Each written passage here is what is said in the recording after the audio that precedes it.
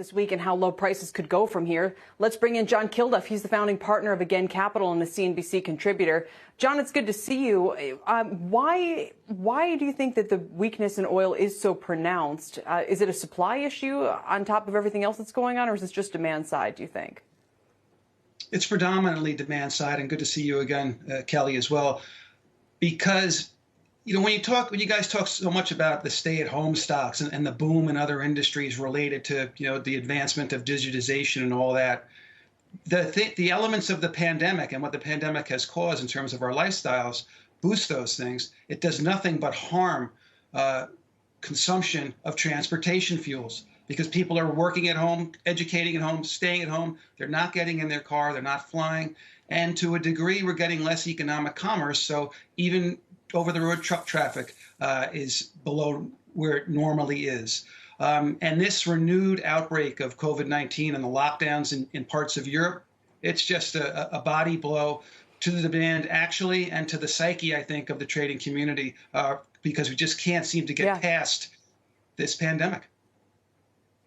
No, and energy investors have been such a beleaguered group this year, although we have seen a couple of deals trying to maybe accelerate consolidation across the space.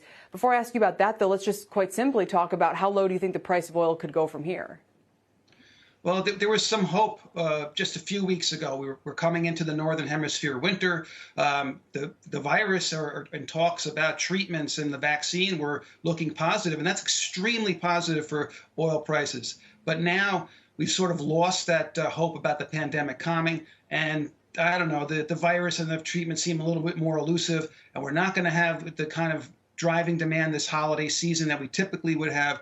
So I think the slide is on now, and we could easily test below 30 and maybe even get into the mid-20s if we don't have any kind of a meaningful cold winter, which is in doubt because of the La Nina formation in the Pacific. That's going to give us an up and down sort of temperature range all winter long.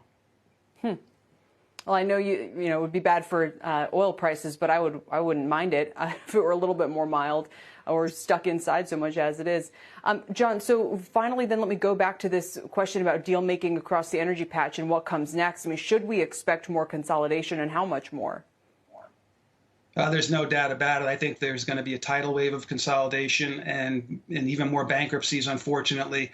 You see how ExxonMobil, with its previously fortress balance sheet, is struggling. Open talk about the dividend now finally being cut.